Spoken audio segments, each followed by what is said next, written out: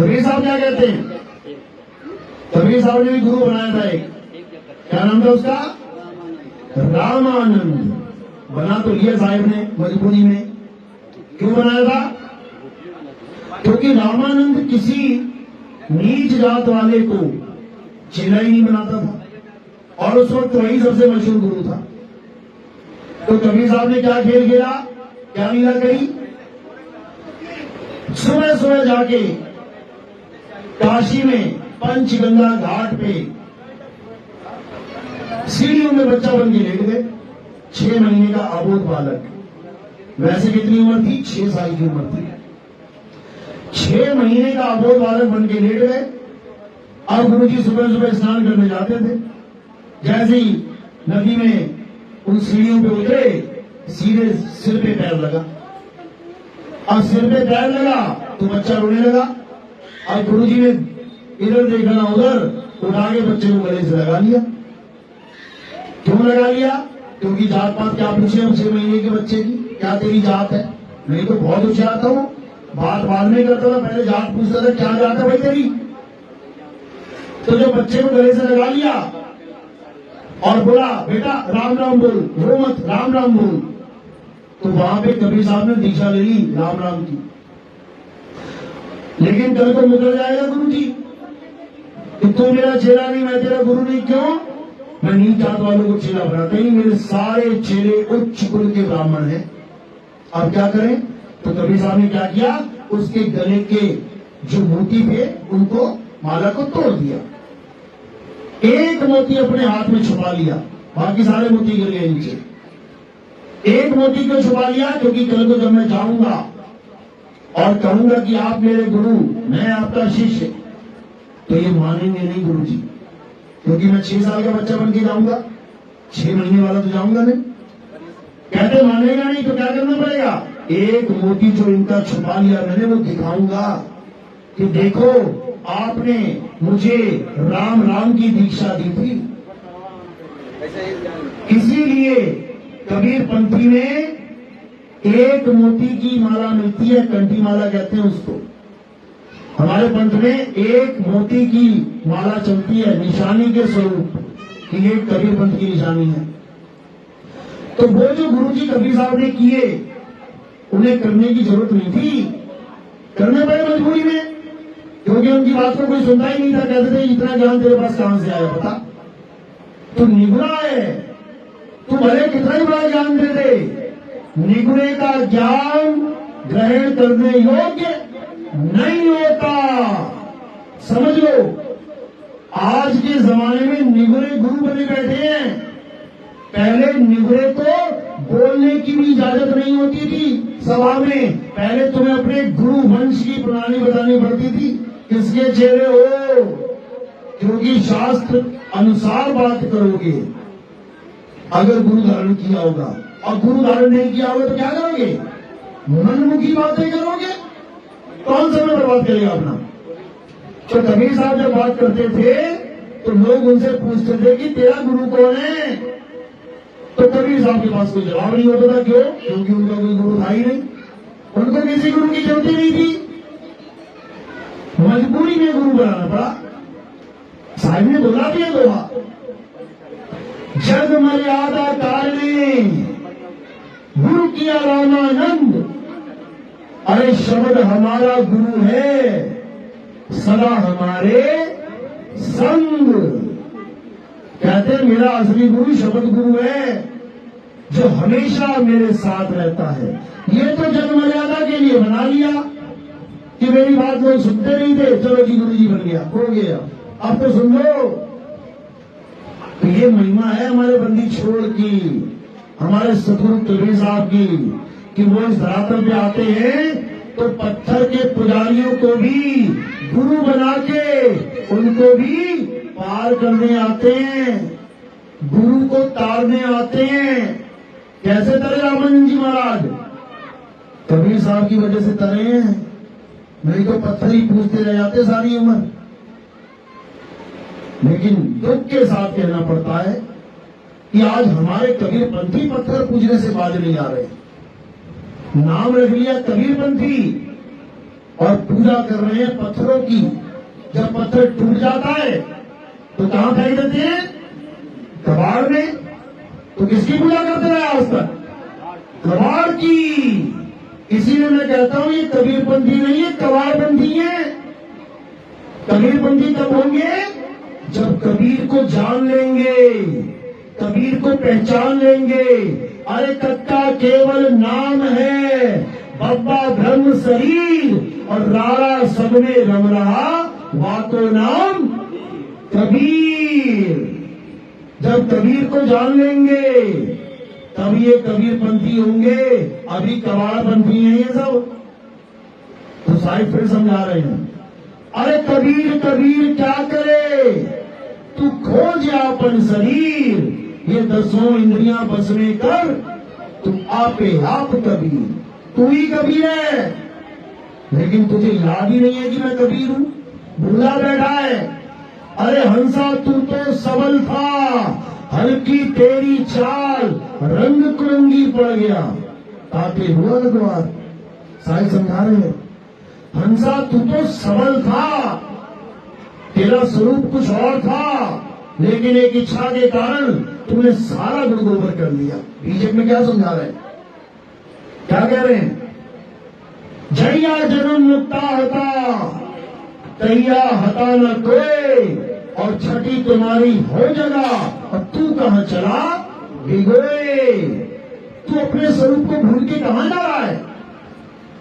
तू कहां चक्कर में पड़ने जा रहा है इस 5 तत्वों के? ऐसा चक्कर में पड़ा कि चक्कर बन गया।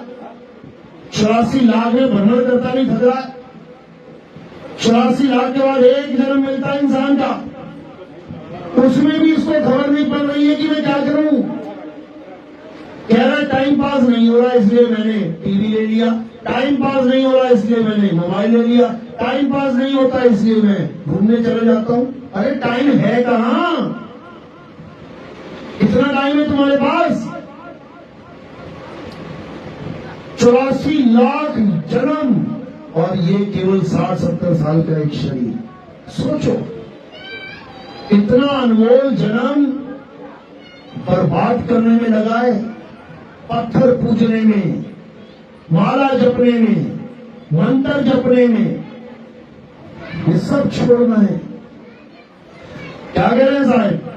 अरे माला फेरू ना हरि भजू, और मुख से कहूं ना राम। राम हमारा हमको भजता, और हम पावे विश्राम। कहते हैं मेरा हंस होगा, ये मुंह से बोलने वाले राम पे भरोसा नहीं करेगा, कि मुंह से बोलने वाले नामों को जपेगा, कभी नहीं जपेगा, त्याग देगा, छोड़ देगा। क्या बोल रहे हैं? एक नाम को जानकर दूजा दे बहा, चंचल से नहीं चल भया, नहीं आवे नहीं जा। यानी एक नाम, कौन सा नाम? ये अजर नाम, अमर नाम, अमी नाम नहीं, एक नाम। कौन सा नाम? सतनाम। सतनाम,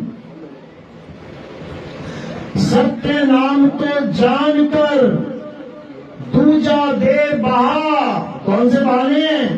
ये 52 अक्षरी नाम, ये हिंदी के नाम, ये उर्दू के नाम, ये पंजाबी के, ये फारसी के, ये चाइनीज जापानीज नाम नहीं जपने हैं, छोड़ दो। किसको जानना है?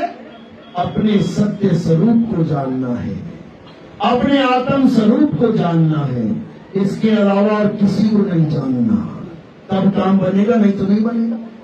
तो साहिब समझा समझा के थक गए, लेकिन इस नादान जीव के कान में चू नहीं रहेगी। यह उसी कार्रवाई में पड़ा रहा, मन की कार्रवाई में, यह मनमुखी बना रहा। ये कबीर साहब की वाणियों को पीछे फेंकता गया। इसीलिए कबीर साहब ने कहा था कि एक ऐसा पंथ चलाऊंगा आके कि उसके बाद सारी दुनिया का ज्ञान खत्म हो जाएगा। ये प्रमाणित है। तो वही पंथ, कौन सा पंथ है? हमारे सदगुरु मदन साहिब जी का पंथ है। मदन साहिब को कबीर साहब आज से लगभग 125 साल पहले प्रकट होके मिले, क्योंकि कबीर साहब किसी देह बंधन के गुलाम नहीं है, किसी माँ बाप के मिलन के गुलाम नहीं है कि माँ बाप की शादी नहीं होगी तो कबीर पैदा नहीं होगा। कबीर साहब पैदा नहीं होते, कबीर साहब प्रकट होते हैं। अरे पानी से पैदा नहीं और श्वासा नहीं शरीर, कछु आहार करते नहीं, वाको नाम कबीर। अरे गगन मंडल से उतरे साहिब सत्य कबीर, और जलज माही पौधन किए दोनों दिन के तीर। समझ लो, वो प्रकट होते हैं। जैसे ही प्रकट हुए मदन साहिब के सामने, गर्दन काटने जा रहे थे अपनी मदन साहिब। क्यों? अष्टांग योग सिद्ध थे, अष्टांग योग सिद्ध थे। जब कबीर वाणी पड़ी, बीजक पड़ी, तो जमीन निकल गई पैरों से। कहते जो हमें प्राप्त हुआ आज तक, वो सारा खंडन कर दिया बीजक में।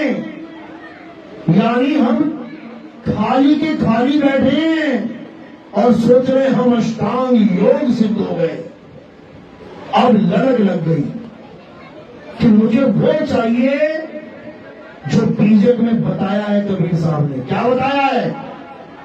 सारी शब्द गई बाची हो, मानो एतबारा, अक्षर पुरुषिक पेड़, निरंजन वाकी डारा। यानी मुझे सार शब्द चाहिए जिससे मैं बचूंगा। लेकिन कोई गुरु था ही नहीं जो उनको सार शब्द का लखाव कराए। तो कहते हैं जंगल में चले गए तलवार लेके। कहते हैं मालिक को अरदास करते, परमात्मा से अरदास करते कि मुझे अगर आपने प्रकट होकर सार शब्द का भेद नहीं समझाया तो मैं अपनी गर्दन उड़ा दूंगा।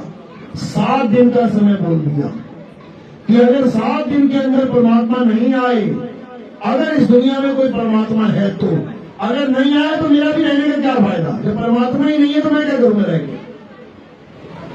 तो उन्होंने 7 दिन का शपथ लिया कि 7 दिन में अगर परमात्मा नहीं आए तो मैं गर्दन काट लूंगा। 7 दिन तक बैठे रहे और जब उठे तो परमात्मा नहीं आया। नहीं आया तो बड़ा दुख हुआ। बोले इस दुनिया में परमात्मा है ही नहीं, ये सब कल्पित ज्ञान है। जितने ये वेदों पुराणों में, जितने ग्रंथों में ये बोला गया, ये सब झूठ है।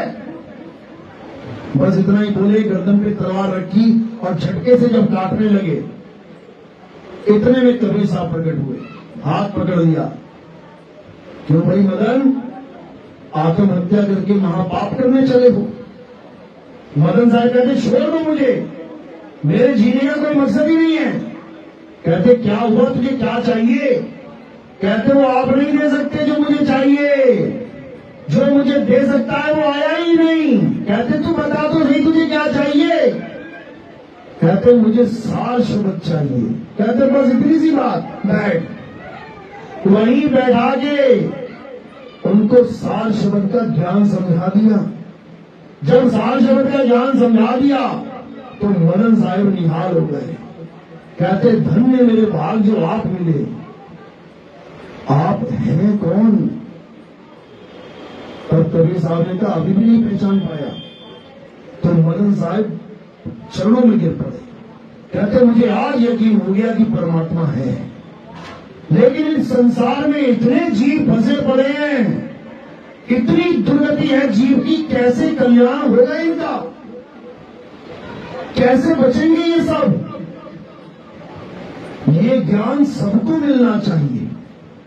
तो कबीर साहब ने क्या कहा कि ये ज्ञान सबको मिलेगा और तेरे ही द्वारा मिलेगा, तेरे ही पंथ के द्वारा मिलेगा। मदन साहब कहते मैं कैसे प्रचार करूंगा पूरे संसार में? तो कबीर साहब क्या कहते, चिंता मत कर, तेरे पंथ में 4 गद्दियां चलेंगी। कौन कौन सी? एक आचार्य गद्दी सबसे टॉप पे, एक दीवान गद्दी, एक कोतवाल गद्दी, एक कड़िहार गद्दी। ये ऊपर की 3 गद्दियां जो होंगी, ये 3 मन के प्रभाव होंगे, ये मन की अवस्थाएं होंगी। यानी आचार्य गद्दी मतलब जिसके मन में आचार्य बनने की हवस होगी, वो आचार्य गद्दी का कहलाएगा। दीवान गद्दी यानी आश्रमों की देख रेख, सारा सिस्टम बनाना। कहते जो जिसके मन में आश्रम बसा होगा, थोड़ा सा पैसा आया नहीं, थोड़ा सा पैसा आया नहीं, वो बनवा लूं, ये दीवान गद्दी होगी। कोतवाल गद्दी जो सारे झगड़ों फसादों का निपटारा करने का जिसके मन में ज्यादा ललक होगी। आश्रम की जमीन पे कब्जा कर लिया, हम केस कर देंगे, ऐसा हो गया हम ये कर देंगे, झगड़ा हो गया हम ठीक कर देंगे। इन तीनों का ध्यान इसी में रहेगा। लेकिन जो चौथी गद्दी होगी, कड़ीहार गद्दी, कहते हैं उसके द्वारा पूरे संसार में डंका बजेगा। तो साहिब ने वहां बाणी बोली, चौथी गद्दी होई अवतारा, ताता चरित्र विदित संसारा, हम उनके सिर बैठ में आई, और वासे पार कोई नहीं पाई। चौथी गद्दी भई अवतारा, और डंका बाजी सब संसारा। कहते हैं जब उस ज्ञान का अवतार होगा, यहां देह के अवतार की बात नहीं करी उन्होंने, ज्ञान अवतार की बात करी है, क्योंकि देह गुरु होता ही नहीं है। ज्ञान अवतार की बात करेगी, जब वो ज्ञान प्रकट होगा, पूरे संसार को एक कर देगा। हर पंथ, हर धर्म का इंसान जब वो सत्संग सुनेगा, तो वो सत्य को जानकर नतमस्तक हो जाएगा, वो सत्य को काट नहीं पाएगा। ये वाणी में दर्ज है। कौन सा ग्रंथ है? अभिनंदन ग्रंथ। और दुख के साथ कहना पड़ता है, जिस गद्दी पे वो ग्रंथ छपा था, वही गद्दी के अब जो संत महात्मा बैठे हैं, वही उसको नहीं मानते।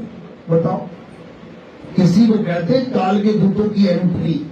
कबीर साहब ने मदन साहब को भी बोल दिया था, अरे बहुत मदन में पंथ चले हैं, बहुत ज्ञान कथ के समझई हैं, वाकी बात न मानो एका, सार शब्द में राखो टेका। ये तब बोला था 125 साल पहले। इसी पंथ का उजागर होना था, और सारे पंथ एक पंथ में समा जाएंगे। समा ही रहे हैं, आपके सामने ही है। जब मैं अकेला चला था तो मैं अकेला ही था, हमारे आश्रम वालों ने भी हमारा साथ ना दिया, आश्रम के साधु संतों ने टांग खींचने का काम किया। लेकिन आज वो समय है जब हर इंसान इस ज्ञान को सुनता है, समझता है, और अपने जीव का कल्याण करने के लिए सतनाम के झंडे के नीचे आ जाता है। ये है वो पंथ। ये 52 खरी पंथ नहीं है, समझ लो। बात समझ में आ रही है मेरी? किसके समझ में आ रही है? आप खड़ा करेगा, बहुत अच्छी बात है। अगर ये जीव जाग गया, अगर ये जीव जाग गया, तो इसे भरमाने वाला कोई माई का लाल पैदा नहीं हो सकता। भरमाए तब जा रहे हैं क्योंकि सोए हुए हैं। और कबीर साहब क्या कह रहे हैं? मैं कहता हूं जागत रहियो, और तू जाता है सोई रे, तेरा मेरा मनवा कैसे एक होई रे। कैसे एक होगा? अब होगा, अब जगेंगे सब, क्योंकि समय आ गया है मेरे भाइयों, समय आ गया है। चलो, तो आज का सत्संग यही समाप्त करते हैं।